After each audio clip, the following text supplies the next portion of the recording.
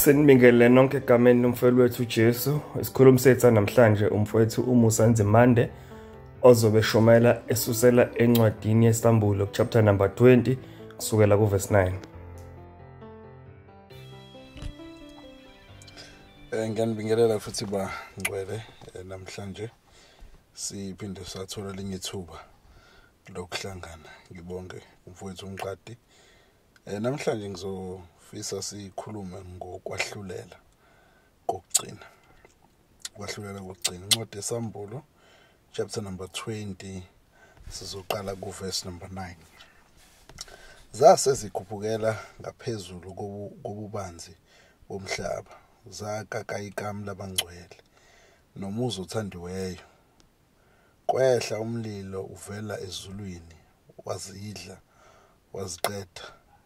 NoSathane wayesidukisa waphonswa echibini lomlilo nesibabuli lapho kukhona isilo nabaprofeti nomprofeti wamanga. Ziyakuhlushwa imini nobusuku kuze kube phakade naphakade. Ase ngibona isihlalo sobukhosi esikhulu esimhlophe nohlezi kuso ubuso bakhe babalekelwa izulu nomhlaba. Akutholanga indawo abona abafileyo abakhulu nabancane bemphambi kwesihlalo sobukhosi. Izincwadi zavulwa nenye incwadi yavulwa ngeyokuphila nabafileyo abahlulelwa ngalokho okulotshiweyo izincwadi njengokwemisebenzi yabo. Nolwandle lwakhipha abafileyo ababekulo nokufa neHadesi kwakhipha abafileyo ababekukho. Bahlulelwa yilowo nalowo njengokwemisebenzi yakhe. Ukufa neHadesi kwaphonswa echibini lomlilo. Lokhu ngukufa kwesibili ichibi lomlilo. Uma ekhona ongafunyaniswanga elotshiwe encwadini yokuphila waphonswa echibini lomlilo. Nkosi namhlanje mini siyacela uNkulunkulu wethu namandla ukuba uvule ingqondo yethu siqondele lizwi nomlaleli ulalele akwazi ukuliqonda limsize ukuze afunde ngalolu suku olumisileyo kuba ukuthi lo ohlezi kungakholwa aphenduke ukuze asindiswe egameni lika Jesu Kristu waseNazaretha. Amen. Bazalwane, namhlanje sibuka ukwahlulela kokugcina. Lokho wabathi ngesingisi i-final judgment. Ukwahlulela kokugcina, ukwahlulelwa uNkulunkulu akuthembisile kusukela emandulo izinsuku nezinsuku noma iminyaka ngeminyaka uNkulunkulu ukwethembisile lokwahlulela. And lokwahlulela uyokwahlulela khona abantu bonke eyokwahlulela futhi namadimoni ekuyiwona izingelosi ezazikhona. uJuda mayikhuluma ngabo uthi lezi ingelosi ezilindele ukwahlulelwa kokugcina kukaNkulunkulu zona lezi ingelosi ezamhlubuka uNkulunkulu. So ke uNkulunkulu kumisile ukwahlulela kokugcina, kodwa ke abantu abaningi abakholwa ikona ukwahlulelwa. Okoqala ukuthi kuzoba khona ukwahlulelwa noma mhlambe kungani kumele abantu behlulela. Abanye bakubuka njengokuthi isenzo sokungabi esingabe nakho ukunikeza abantu ngokwendlela ekufanele ngabe banikezwa ngayo. Mhlambe nje ngingathini ngesingisi ngathi ukuba fair. Ngiswela igama engalisebenzisa lokuchaza leli gama elithi ukuba fair. uJuda uma ekhuluma ngakho ukhuluma uquote incwadi endala kaEnoki kuJuda verse 5. Futhi kepha ngiyathanda ukunikhumbuza nokuba kade benikwazi konke ukuthi inkosi isindisile isizwe isikhiphe ezweni laseGibhithe yabuye yabhubhisa labo abangakholwanga nezingelosi ezingagcinanga ubukhosi bazo, kodwa zalishiya ikhaya lazo izigcinele ukulahlwa kosuku olukhulu ngezibopho ezimiyo phansi kobumnyama, njengokuba iSodoma neGomora nemizi yangakhona yenza ubufebe ngendlela efanayo neyayo yalandela inyama imbe imiswe ibe isiboniso, izwa isijeziso somlilo omiyo njalo. uNkulunkulu umisele lusuku kodwa njengaloko elimisile iBhayibheli lisifundisa la ukuthi bonke laba abantu abafile bagciniwe endaweni thizeni ebizwa ngokuthi Hades la bezwa khona umlilo olokumile njalo. Kodwa ngaphezulu kwalomlilo iBhayibheli liveza ukuthi abantu basayokuvuka bayise kwahluleleni ngunaphakade. Akusibona bodwa abantu abawuvuka bayise kwahluleleni ngunaphakade. Even ingelosi lezi ezingagcinanga ubukhosi bazo, okusho ukuthi ezingagcinanga ubungcwele bazo njengeingelosi uNkulunkulu ayinike zona, nazo zisamisiwe zimiselelwe ukwahlulelwa okunguna phakade, ukwahlulela kokugcina. Akusikona lokhu kuphela bazalwane, mawufunda incwadi kaTimothy, incwadi kaTimothy chapter number 5, Timothy uqala, umpostoli Paul usivezela la ukuthi nabantu bazokwahlulelwa. Uthi la kuverse number 24, izono zabanye abantu zisobala zibandulela ekwahluleleni, kepha abanye ziyabalandela. Ngokunjalo nemisebenzi emihle isobala, naleyo enjalo ingesitheko. Okusho ukuthi izono, umpostoli Paul ukhuluma ngezono zabantu abazenzayo, ukuthi kunezono uNkulunkulu abantu bethi bezenza manje abebanikeza ukwahlulela kwazo, mhlambe iloko esikubiza ngokuthi imiphumela yezono, ama-consequences, ukuthi umuntu menza isono kuzoba khona ukuvuna njengalokho etshalile. Kodwa bese yachaza ukuthi izono futhi lezi zandulela abantu ekwahluleleni, okusho ukuthi ziyahamba ziyobamangalela ekugcineni ngokwahlulela. Lezi zono ziyabuya zibabuyele laba bantu laba, asifihlekele lapha ekugcineni. Zikhona izono zonke abantu abasebenza, ezinye bayithola ipunishment yazo ngokwesiko lokutshala nokuvuna uNkulunkulu alimisile, noma umthetho lo ukuthi umuntu uvuna okutshalile. Hlasimbe uma umuntu ezithuke ehambe mhlambe elala agcine etholile isifo, utholile ukwahlulelwa lapho okuwukuthi umuntu uvuna lokutshalile. Kodwa konke lokhu nezono zonke umuntu azenzile ziyamandulele kwahlulela, ukuthi ziyama kuze kube segcineni lezi zono zonke abantu ziyobahlulela. Kodwa ukwahlulela kumele kube khona abazalwane. Kungani? Mhlawumbe mesingachaza nje ukuthi kungani ukwahlulela kumele kube khona. Yila khona uNkulunkulu eyobe eletha khona ubulungiswa. Ukwahlulela kubalekile because uNkulunkulu yobeletha ngabo ubulungiswa. Mhlasimbe nje mesingasebenzisa imiqondo, kunabantu abafelwa befelwa imindeni yabo ngenxa ukuthi kunomuntu owangena ekhaya wabulala umuntu, wangatholwa futhi amaphoyisa, kwaze kwabusuku lokuthi uyafa engazange azahlulelwe ngaleso senzo. Futhi siyazi ukuthi kunabantu abake badlwengula izingane ezincane, zidlwengula umuntu afe engakaze futhi ajezisa umuntu ngaleso senzo. So bonke laba bantu laba bayakhala njengalokhu kwakhala igazi lika Abela likhala ebulawo uKhayini, zibakhalela okusho uNkulunkulu makahlulele.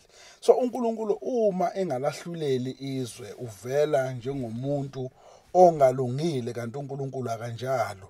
uNkulunkulu mengangalahluleli izwe uvela njengomuntu ongalungile, kanti uNkulunkulu akanjalo. Okwesibili, uNkulunkulu uma alahlulela izwe kumele ahlulele bonke abantu ngokuba unguNkulunkulu obekile umthetho. uNkulunkulu usibekela umthetho ukuze lowo mthetho sugcine, kuthi ngokuwona uNkulunkulu bonke abantu abawonile umthetho wakhe kumele bangeniswe ekwahlulelweni ngawo umthetho uNkulunkulu awubekileyo. So uNkulunkulu njengalokho ubekile umthetho, kumele abahlulela abantu njengejaji lawo umthetho. Uma uNkulunkulu engabahlulela abantu ngomthetho, uyasala enguNkulunkulu ongalungile, and uNkulunkulu unguNkulunkulu olungile. Mawungafunda nje kwincwadi kaAmose, iBhayibheli lasibhalela ngakho usuku lukaNkulunkulu, lisibonisa umzekelo uNkulunkulu ahlulela la uIsrael. Amos chapter number 5 uthi funani uJehova niphile, funa afike indlu kaJosefa ngomlilo udle kungekho owucimayo eBethel nina enihlanezela ukwahlulela kube ngumhlonyane nilahle phansi ukulunga. uNkulunkulu lana ukhuluma nabantwana bakaIsrayeli ayekade babekile wababekela abantu abayizasi zomthetho ekuyibona ekumele ngabahlulela abanye abantu, and laba bantu abahlulelanga ngendlela ekumele ngabe bahlulele ngayo. Uthi verse 7 wakhona nina enihlanakazela ukwahlulela kube ngumhlonyane nilahle phansi ukulunga. Even emhlabeni kunamajaji athengwayo athengelwa ukuthi angahluleli ngendlela ethize umthetho ewuvunayo ngokomthetho wasemhlabeni. La kubekwa abantwana bakaNkulunkulu ebufanele ngabahlulela ngokomthetho kaNkulunkulu kodwa bakuphendukezela lokho kwahlulela bangakwenza kwabi lokho kwahlulela kokulunga benza okungasikhona. Ngaleyo ndlela kwayiwona laba abahlulelelana abangamajaji bona uqobo lwabo kusafanele bahlulelwe ngalezo zenzo. Nalabo abangakutholanga ubulungisa kumele bahlulelwe nguyena uNkulunkulu. Uthi ke nimfune owenza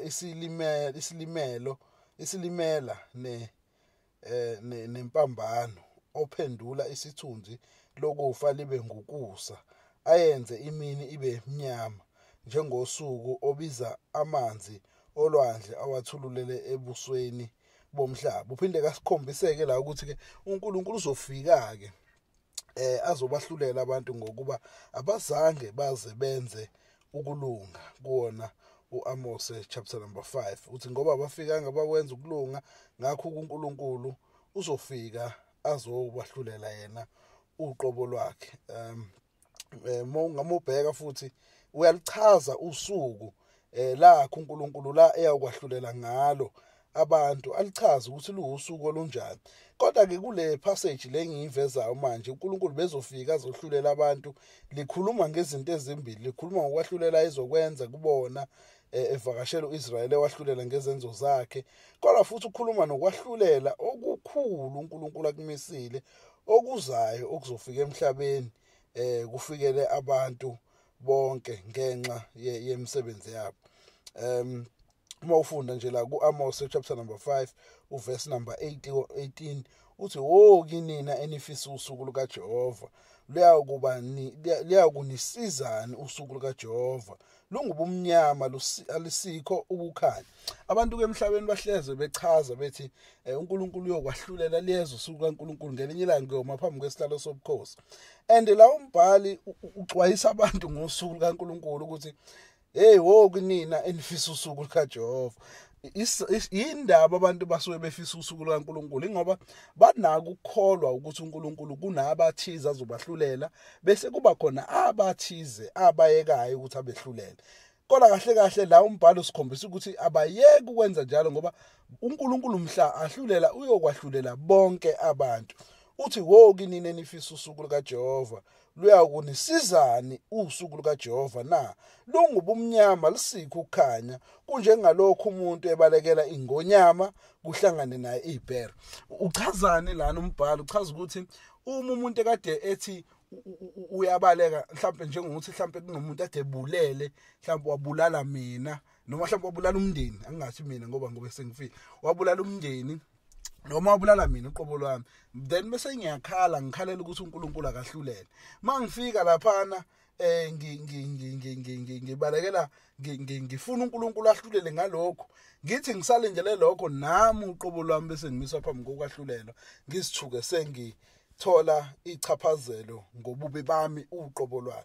Uthi ke kungangalokho umuntu ebalekela ingonyama kade esebalekela ingonyama iyona esabekayo athi uthi hlangane nebhere noma engena endlini ancike ngesandla odongeni alunywe inyoka. Ngamanye amazwi akekho umuntu okwazi ukubalekela usuku lukaNkulunkulu. Lolu suku uNkulunkulu lumisile and kulona akekho umuntu ayomshiya ngaphandle, uyakuphequlula bonke abantu abaphequlele kwahluleleni. Uthi lingubumnyama usuku kaJehova lisikho ukukhanya nesigayegayo kungekho kuso ukukhazimula. Ngiyayizonda ngiyayidelela imikhosi yenu angenameli imihlatshelo yenu noma ninikela kimi ngemihlatshelo yenu yokushisa kanye neminikelo yenu yempuphu, angiyinameli futhi angibheki iminikelo yenu yokubonga yamathole akhuluphalisiweyo. Susani kimi umsindo wezehlabelelo zakho, angiyikuzwa imvunge yezigubhu zakho. uNkulunkulu bezokwahlulela uIsrayeli la, andibona uqobo lwabo uyabasusa uthi akabafuni laba basibakhuleka kuye. Why?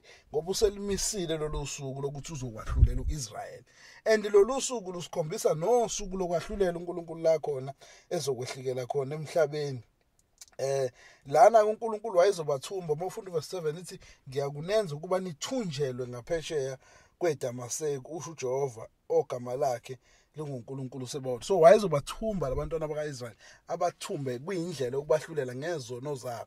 Kodwa lolu suku lusivezela usuku lukaNkulunkulu ubunjalo balo kwincwadi kwesambulo. Uma ufunda la kwisambulo uchapter number 18 okokuqala verse number 10, oqala abantu abazokwahlulelwa la iBhayibheli lisikhombisa kona yilaba abadukisile abantu bambadukisa maqondana noNkulunkulu. Litho oqala uSathane noqobo lwakhe owayekade edukisa izizwe, wothathwa phonswe echibini lomlilo nesibabuli. Lapho kukhona isilo nomprofethi wamanga ziyawukuhlushwa imini nobusuku kuze kube phakade naphakade. uNkulunkulu meqala ukwahlulela, umuntu oqala umahlulela uSathane kanye nezingelosi zakhe nabaprofethi ababeprofetha ngemoya yakhe uSathane, wobafaka echibini lomlilo bahlushwe kuze kube phakade. Ngaphezulu kwalokho bese kuba khona ukwahlulela kwezizwe. Mhlawumbe ungabheka la ilentuzana ukufana kwalezi igameko zombili, uzobona ukuthi okokuqala lokwahlulelo uAmos akhuluma ngaso kuyafana nalokho. Sonke emhlabeni sihleze sibhema uSathane, makufa abantu sithi uSathane sewenza ukuthi, makunengozi sithi inkosi yami uSathane, yonke into sithi uSathane. Kunjalo yes, yonke into esiyenzayo emhlabeni inako ukubhebhezelwa noma ukugqugquzelwa kaSathane ukuthi sikwenze lokho namadimoni. Kodwa kakhulukazi thina uqobo ububi bethu yibo obusenzayo senze izono zethu. Ingakho uMpostoli Paul wasekhona kuTimothy chapter 5 ethi izono zabanye ziyabandulela ekwahluleni, because kusuke kuyithini esenzile izono. Ingakho iBhayibheli verse number 11 lisikhombisa la lesihlalo esikhulu lithi ngase ngibona isihlalo sobukhosi esikhulu esimhlophe nohlezi kuso ubuso bakhe babalekelwa izulu nomhlaba. Kutholakala ngendawo ukuba atholakala ngendawo singabona abafileyo abakhulu nabancane bemphambi kwesihlalo sobukhosi. Izincwadi zavulwa, bonke labantu nowayekade ephila omncane omdala akekho kwazi ukubalekela lolu suku. Wonke umuntu uyama uNkulunkulu ufana ahlulele wonke ukwenza nokuphuma nokushona nokusithela kwelanga obekwenziwa ngaphansi komhlaba uNkulunkulu awudalileyo. And abantu ke labo bavulela izincwadi bahlulela, and kuvezwe indlela abawahlulela ngayo. Okokuqala ngifuna sibuke ukuthi ubani obahlulela lapha esihlalweni. iBhayibheli limvezayo lithi iBhayibheli uNkulunkulu, kodwa masibheka iBhayibheli likhulume kafushane ngokwahlulela ukuthi kuyobe kwenziwa ubani. uJesu uqobo lwakhe uyakhuluma ngalokho. Mawubheka incwadi kaJohane, uJohane uthi lapha kuverse number 21, mawucela nje ukufundela uthi from verse 22, ngokuba noyise kahluleli umuntu ukunika indodana konke okwahlulela, ukuba bonke bazise indodana njengokuba bazisa uyise, ongayazisa indodana kamazisi noyise oyithumileyo. So kahle kahle umuntu oyovela esihlalweni sobukhosi uyena uJesu uqobo lwakhe, uyovela esengomunye umuntu kulokade esimazi eyikhona. uJesu kwamanje bekade engumlamleli, uJesu bekade eyiloya eyigqwetha noma eyigqirha elisimelayo phambi kaNkulunkulu.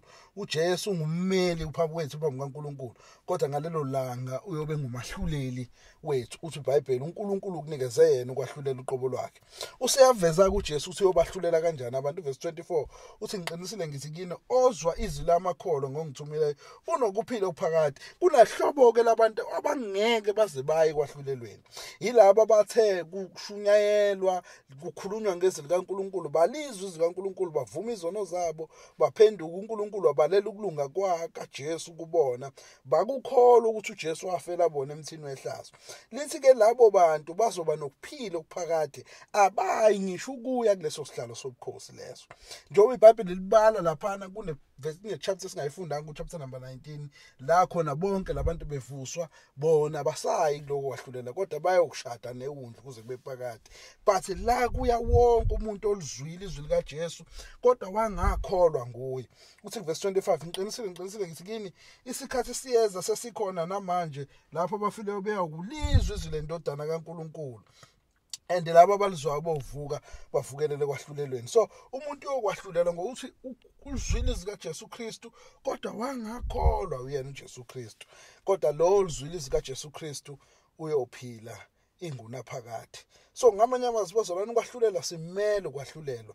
Kumele ukwahlulela kufike, kumele ukwahlulela kube khona. uNkulunkulu kumisile ukwahlulela ukuba kuqale kwenzeke kufike kube khona. Lithi lana nolwandle lokhipha abantu abafileyo nokufa iHades konke bothathwa bonke baphoswe ecibini lomlilo. Abanjani abantu na? Lithi lana ku verse number 12 ngabona abafileyo abakhulu nabancane bemi phambi kwesihlalo sobukhosi. Izincwadi zavulwa nenye incwadi yavulwa ngeyokuphila. Abayobe besekuphileni laba abakholwe nguJesu Kristu. Impilo yabo yonke baphilela yena uJesu Kristu. Yibona bobe besencwadini yokuphila ongunaphakade. Bese lithi ke nenye incwadi yavulwa ngeyokuphila nabafileyo bahlulelwa ngalokho kulotshiweyo ezincwadini njengokwemisebenzi yabo. Laba abanye abantu bobe kubheka imisebenzi yabo besiyaveza ukuthi ayimdumisanga uNkulunkulu bese nganxa lo msebenzi leyo eyabandulela iyephambili izono zabo zonke balahlwe ngenxa yabo. And isona esodwa bazalwane so besifanele ukuthi umuntu simlahle ingunaphakade ngoba uNkulunkulu akunakho ngisho icashazi nelincane lokungalungi kuye. So ngiyathandaza ukuthi lo nalo oluzwayo lelizwi kulesi sikhashana esincane akholwe uJesu Kristu, akholwe uJesu Kristu. Ungabe ukuthi uyakholwa engqondweni kodwa impilo yakhe ikhombisa ukukholwa uJesu Kristu ngokuthi azinikele azilahle kuJesu Kristu ukuba abe yinkosi nomsindisi wakhe ayivume. Ngoba ilona lo okholwayo nguJohn chapter number 3 uNkulunkulu wathanda ngakizwe izwe wazonikela indodana yakhe ezolela ukuthi ubilawo nalo okholwa nguye angabhubhi abe nokuphila okuphakade. Okholwayo akahlulelwe kodwa lo ongakholwayo usahlulelwe lokhu engakholwanga indodana kaNkulunkulu. Yindaba umuntu ahlulelwe ingenxa ukuthi uNkulunkulu ulethile isolution yokuthi abantu bakwazi ukuphila. uNkulunkulu ulethile isolution yokuxosha izono zabo yokuthi kube khona umuntu othatha isijezo sabantu kodwa abantu banqaba ukuthatha isijezo ukukholwa yilo ongene esiphambanweni ngenxa yabantu ukuze afele izono zabo. Bavuma bona ukuthi bayokuma phambi kaNkulunkulu bazithethele ezabe isono. Ngaloko bazalwane ngiyancenga ukuthi lo nalo oluzwayo lelizwi kube lo okholwayo indodana kaNkulunkulu akholwe indodana kaNkulunkulu. Lo ongakholwayo aphenduka akholo ukuze asindiswe angayi kuloko kulahla noma kulolu suku olukhulu kangaka. Yabonga uNkulunkulu wethu ongcwele siyathandaza ukuthi nangalizwe lakho uNkulunkulu wethu namandla usiza abantu bakho bakwazi ukulizwa, usiza abantu bakho bakwazi ukuphenduka bakholwe yilo. Icela lokho egameni likaJesu Kristu inkosi yethu. Amen.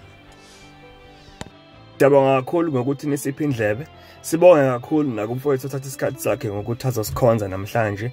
Intshumayelo kanje ziyatholakala ku YouTube na ku Spotify Amandla Ensindiso Podcast. Ngiphinde Amandla Ensindiso Podcast. Siyabonga.